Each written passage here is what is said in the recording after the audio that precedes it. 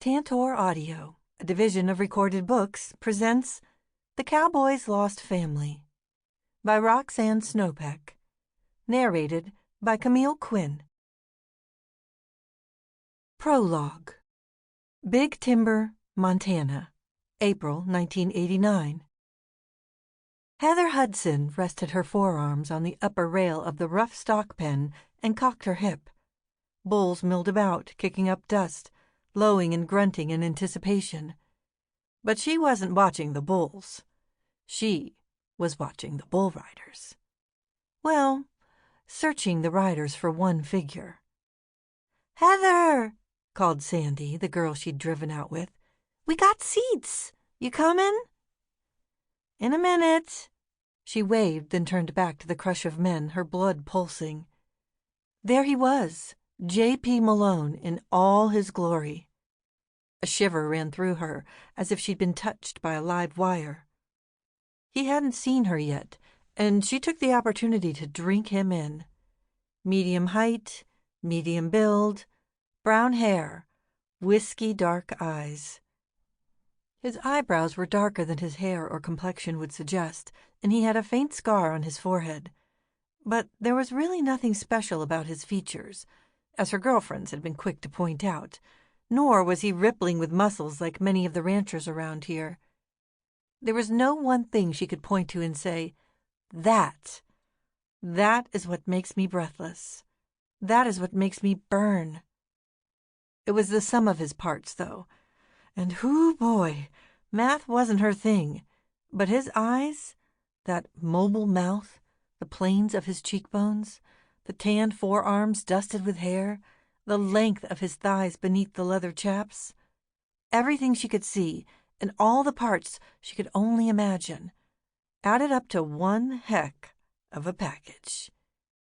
She swallowed and lifted a hand. "J.P.!" His head snapped up. Their eyes met, and she felt the answering heat. He stepped away from the bullpen and strode toward her, his boots clipping quickly over the sawdust-covered concrete. He stopped a pace in front of her, as if suddenly unsure of how to greet her. Then he ripped off his gloves, reached out, and captured both her hands in his calloused grip. "Honey." The single word turned her legs to liquid. No one had used that nickname since her mother had died 3 years ago, but when she told him that, he said it was the color of her hair and asked if he could call her that. In his presence, she felt like a blossom finally feeling the kiss of sunshine after a cold, heartless winter. Like honey was coming back to life again. "I didn't know if you'd be here," she said, her voice husky. "I said I would." "I know. Still." Since their first meeting last summer, they'd exchanged letters. She sent hers to a P.O. box in Helena, but she never knew when or if he received them. He was always on the move, following the work, following the circuit when he could fit in and had the entry fees.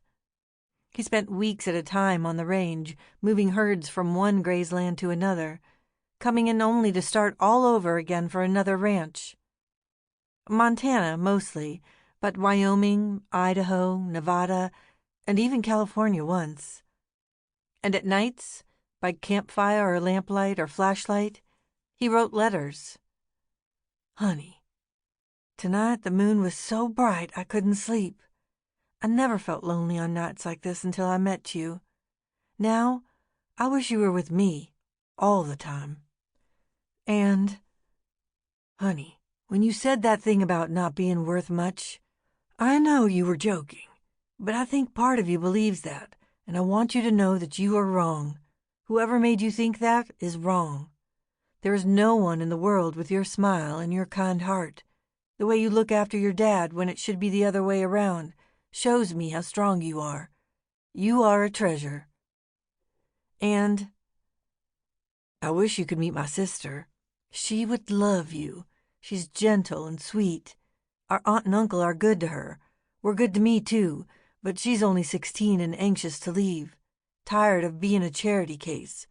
I'd bring her out here, but this isn't the life for a girl." To which she'd responded, "I wish I could join you. I could handle it." But he'd never responded, so she didn't know if her boldness had made him uncomfortable or if he hadn't received the letter. Now he gave her a crooked smile. "All right and 20. Will you watch and cheer?" "You know I will." He glanced sideways, then leaned down and gave her a quick, gentlemanly peck on the cheek. She wished he would kiss her on the mouth, but maybe that would happen later, if they got to spend some time alone. Too many cowboys watching here. "Good," he said. "Maybe this will be my lucky night." Honey watched him walk away, his stride strong and long, not so much a swagger as a promise. His was a bruised, jagged life among crude men and animals, blood-stained, sweat-marked, and harsh. He said she was strong, yet he treated her as if she were made of glass. He stirred something in her that she couldn't identify, more than desire, not quite love, not anger, but a slow-growing sense of outrage. Maybe she wasn't a joke or a liability, though she couldn't quite believe that yet. But she wasn't a treasure either, or a miracle, or the eighth wonder of the world. She was flesh and blood and questions and hopes and fears. She was a woman, and she was ready to figure out just what that meant. Chapter 1. Billings, Montana. Present. The only thing worse for a doctor than being a patient was being the relative of a patient. Or, thought Brade Oliver, discovering that he wasn't even that. He looked at the man lying against the white sheets. Charles Oliver looked smaller and thinner, not the substantial man who ruled an empire with an iron fist. Not the man who'd taught him to ride a bike, yelled at him to get up and get back on when he fell off. Not the man who'd folded his arms across a barreled chest and demanded that his only son give up pipe dreams of rodeo greatness and attend medical school. That Brade uphold the family name in every possible way, at every possible time. That Brade be a good, dutiful son. Brade had done it all, but it turns out that good and dutiful didn't work together. As for a son, well, there was the real joke. "I'd have given you a kidney," he told his father now. He'd taken leave from his Seattle hospital to be at this father's bedside, and being in the medical environment without privileges was more difficult than he expected. The man stirred, his thin hand scrabbling lightly against the blanket. Roomy eyes opened, but there was no light within them. "I thought you were being selfless," Brade continued, "not wanting me to take the risk." The blood test that ruled Brade out as a potential donor had also ruled him out as being the biological son of Charles Oliver. If only he'd known sooner, maybe he'd have been able to get some answers. But Charles's kidneys had been failing for years before Brade found out, and now, not only was it too late for a transplant, but it appeared to be too late for answers. Brade's mother had died when he was in college, colon cancer, and she'd never given him the slightest clue. As a physician, yes, he'd fulfilled the parental demands. He felt like an idiot not to have figured it out sooner. His parents had been older when they'd had him, 42 for Deborah and 48 for Charles. Brade didn't resemble them, but what child ever thinks they do? With no siblings or cousins to compare himself to, it hadn't entered his mind. Both only children themselves, his parents rarely talked about their lives before him, or the families they'd come from. Any health issues were brushed aside, not fit conversation for a child, or a teen, or a young man, or even a medical student. They never joined him at blood drives. Brade had been their miracle baby to their friends and acquaintances, someone to bring out at dinner parties, like a prize quarter horse, and then put back in the stall because, well, what else do you do with a horse at the dinner table? He'd never fit in, and now he knew why. "Who am I, Dad?" he whispered. His throat tightened. He clenched his fists, closed his eyes, and breathed until the sensation passed. It was natural to grieve the loss of a parent, but he was also losing his last link to himself, his past, his roots. He wasn't an Oliver. His blood carried the genetic material of two unknown people. Who were they? Were they still out there somewhere? Were there others who looked and sounded like him, who were maybe wondering about him the way he was wondering about them? Charles Oliver grimaced, muttering something unintelligible behind his hospital mask. Brade pushed away his own feelings. He needed to be a doctor now, not a son. "Drink." Brade held the water glass up and gestured for his father to move his mask enough for the straw. Charles batted it away and mumbled something again, frowning as if in pain. "What is it, Dad?" Dialysis had worked for a while, removing the toxins the failing kidneys couldn't handle, but at some point, kidney patients lost lucidity, couldn't remember things, stopped being able to converse. The end was near. "Well, Din," Charles said, blinking blearily. "What? Welding? Wedding? Try again, Dad." But Charles shook his head. "Nose. Caught. Run." Brade swallowed. "Rest." He hoped, for Charles' sake, that it wouldn't be much longer. For his own sake, too, to be honest. The waiting was awful.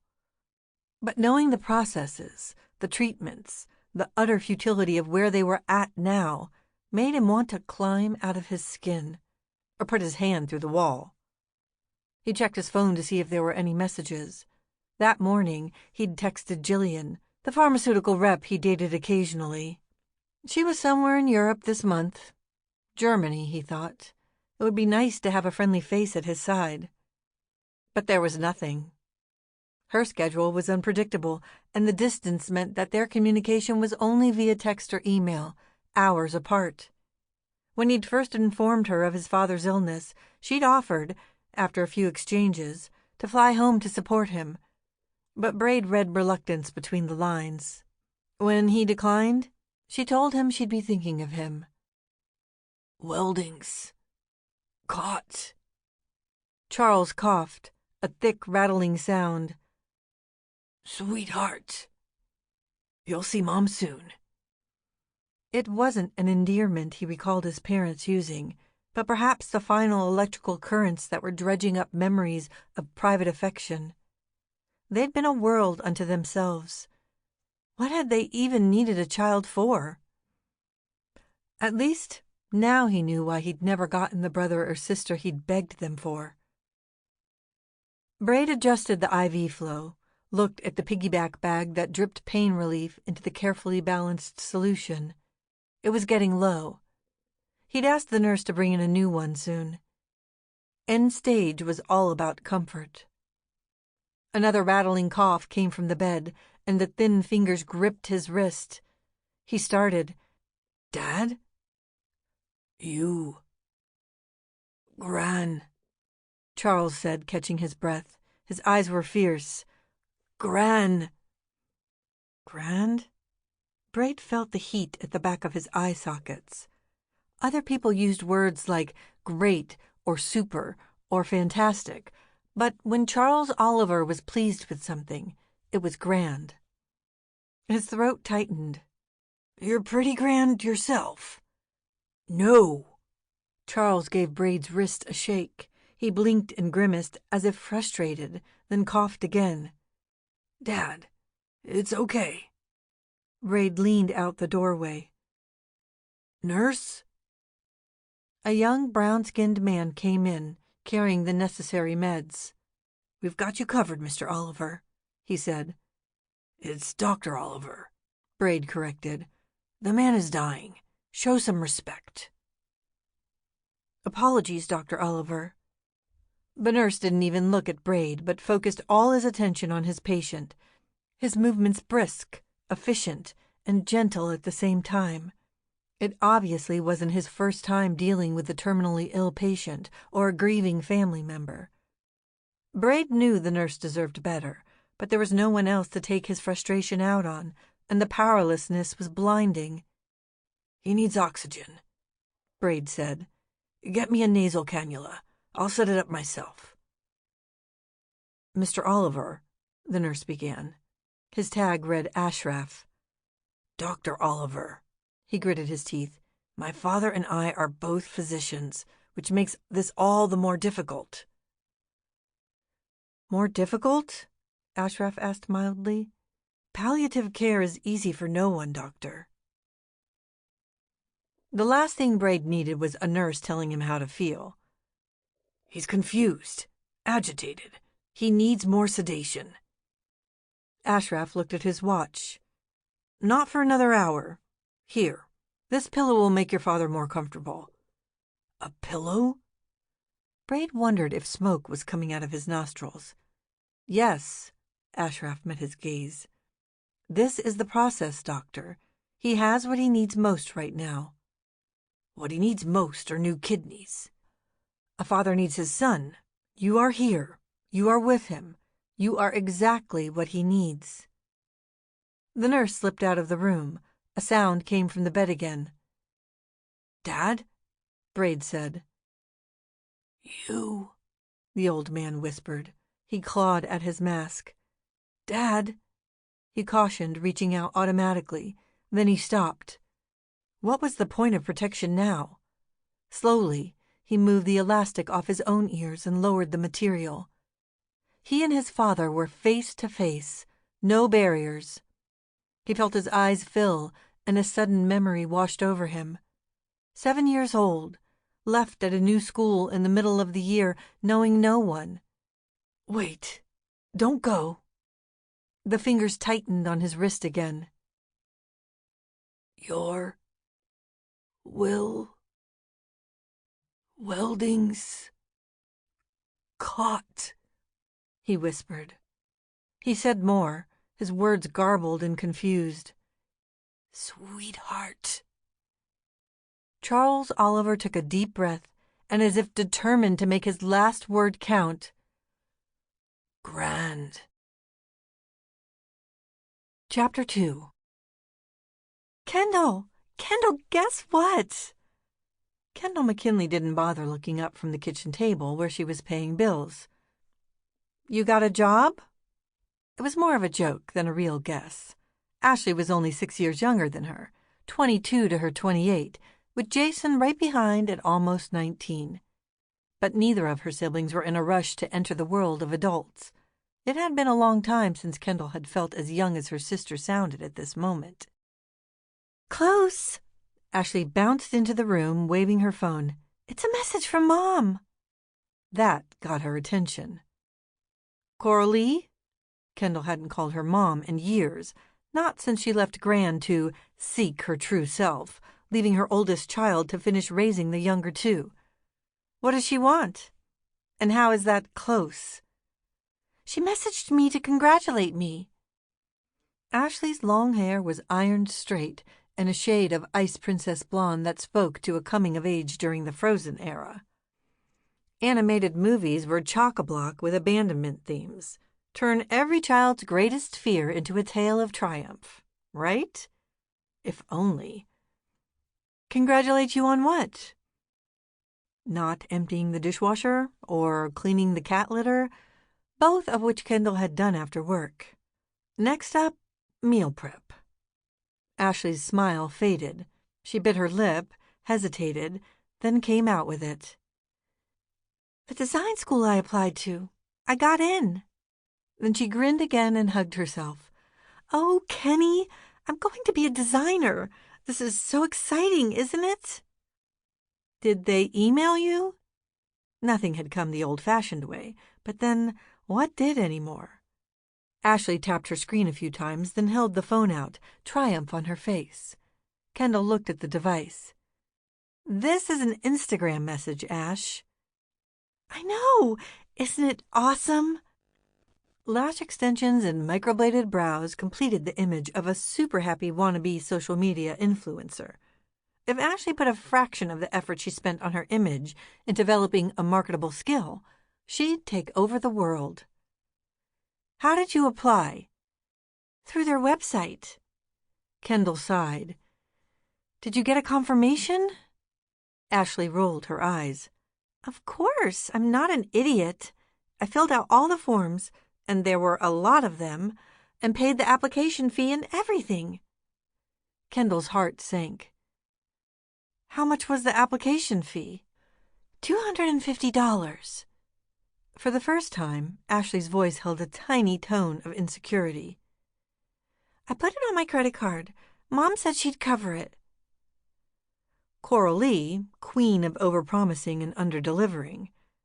But even if this was a legitimate opportunity, which Kendall didn't believe for a second, and Coralie covered the application fee, even less likely, what about tuition?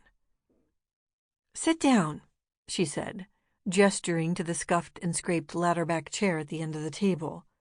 She and Diana had found a set of 6 at an estate sale, but had yet only refinished 2 of them. Diana's morning sickness had turned into an all-day, everyday thing this time, and couldn't bear the smell, so Kendall was doing the rest in her garage. She couldn't wait to complete the whole set, but at the rate her life was going, she'd be living in an unfinished renovation project, surrounded by unfinished furniture projects, with unfinished siblings for the rest of her days. Coralie agreed to pay for the program? Ashley blinked. "Of course." A small scowl marred her perfect forehead, and Kendall braced for a battle. "She's not near a bank right now, but as soon as she is, she'll wire some money." "Not some money, Ash. All of it. Up front." Kendall did a quick search on her laptop, pulled up some sites, and then swiveled it so Ashley could see the screen. "What's that?" Ashley crossed her arms over her chest. "It's the so-called school you donated $250 to."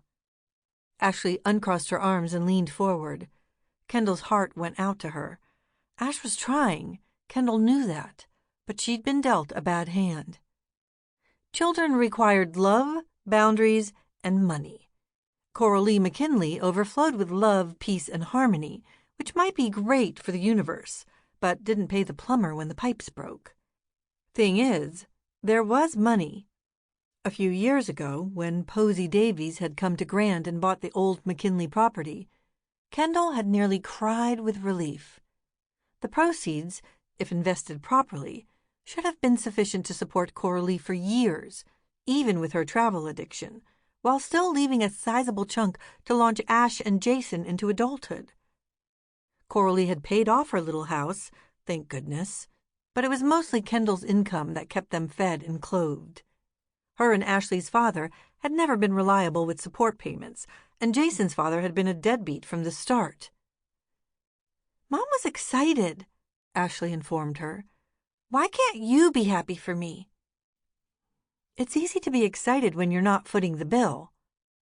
Kendall enjoyed selling homes for Stiles Realty, despite Todd Stiles, the toddler, as she thought of him, being a burr under her saddle. She had a knack for seeing potential in old or neglected homes, and she hoped to buy one for herself one day, a place of her own, rather than one stamped with Coralie's influence. If she could just refrain from homicide for a few more years, which, between the toddler and her siblings, wasn't a given, she'd be home free. Ashley scowled, then grabbed the laptop and typed furiously for a moment. She turned the screen back to her sister. "Look again. You spelled it wrong." Technically, the name of the school was spelled wrong, but as Kendall perused the website, she had to admit that the institution appeared to live up to its bona fides. Many of the classes were offered virtually, which was helpful. Ash would have to commute to Forsyth for the in-person workshops, which meant vehicle juggling, unless Jason agreed to drive her. It would be a challenging 8 months, but to have Ashley emerge with a certificate and marketable skills at the end would be worth it. They couldn't count on Coralie, but the commission on the property out by the Badlands would cover everything they needed and then some. If she could only find a buyer. "So?" Anticipation wreathed Ashley's lovely face. "Come on, Kenny. Be excited for me. I know I'm kind of a flake, but I really think this is the chance I've been waiting for. I think I could be a successful designer." Her voice lowered. "I'm not smart like you. I'm not a numbers person. I don't have a business mind. Paying for groceries goes a long way toward making you a numbers person, Kendall wanted to say. Instead, she reached over and pulled her sister into her embrace. You are smart, Ash. Don't ever think otherwise. Ashley sniffed. Kendall hugged her closer, feeling the bones beneath her sister's cotton sweater. She wasn't much past the skinny teen Kendall remembered standing on the porch, shoulders shaking with held-in fear, as their mother drove off the first time. Maybe she hadn't grown up as much as Kendall wanted, but she had come a long way. Then I can do it, Ashley said quietly. We have the money. You can do it. Kendall would make it work. Chapter 3. Sweetheart. Grand. Terms of endearment? Random neurons firing? Brade desperately wished to find meaning in his father's last words, but Charles Oliver might as well have whispered Rosebud, for all the sense it made. He stayed in his father's townhouse that spring, the one tastefully decorated by his mother, with no trace of their old life on the ranch. The season passed in a bustle of arrangements and social encounters that protect the bereaved from overwhelming grief and leaves them wrung with exhaustion at the end of it. Brade hadn't realized how reclusive his father had become since losing his wife. They'd been each other's worlds. He'd never quite managed to get inside that orbit of two. He extended his compassionate leave once, twice, then a third time. They didn't argue much. He emailed Jillian once, twice, then ended the relationship. She didn't argue at all. Ever since her recoil from his casual comment about wanting children one day, the ending had been inevitable. Jillian wouldn't even commit to a cat. Still, her quick acceptance stung. He met with lawyers and accountants and bankers and financial managers, unsurprised to discover that Charles had spent his remaining time neatly packaging his accomplishments for handover. His will specified exactly how, when, and to whom his various assets would be distributed. The paperwork was endless, it seemed, but progressed in an orderly fashion until one day, 6 weeks after his father's passing, Brade awoke, looked at his calendar, and realized he had no meetings. He made coffee in his father's French press, checked his email, looked at his stocks, then went outside for a run. He showered, shaved, and looked to see if he needed a haircut. He didn't. So he closed up his father's house, boarded a plane back to Seattle, and went back to work, hoping the numbing familiarity would give him comfort. But he couldn't stop thinking about the enormous lie that he'd built his entire life around. Every day it got worse, bleeding over into every moment. An announcement on the PA system, "Paging Dr. Oliver," made him stop in his tracks. Who was Dr. Oliver now? Charles Oliver was dead. Brade Oliver was a mirage. A cry of, "Daddy!" from a little boy needing 12 sutures had Brade searching the two for family resemblances. Was this man really his daddy, or was this child being lied to the way Charles and Deborah had lied to him? He'd once found himself at the scrub sink with his hands outstretched as if paralyzed, wondering why he'd never questioned the straightness of his digits compared to Charles's hitchhiker thumbs. How had he not seen it? His dark brows, the color of his cheeks in the winter, the line of his jaw. Nothing of him remotely resembled either of his parents. And he'd never noticed. Physicians were supposed to be observant. For God's sake, he'd studied the damn fruit flies in pre-med. The clues were all there. If he'd had noticed earlier, he could have asked questions. And now it was too late. One morning, after a string of sleepless nights, Brade stood in his kitchen, feeling like he'd never really seen it before.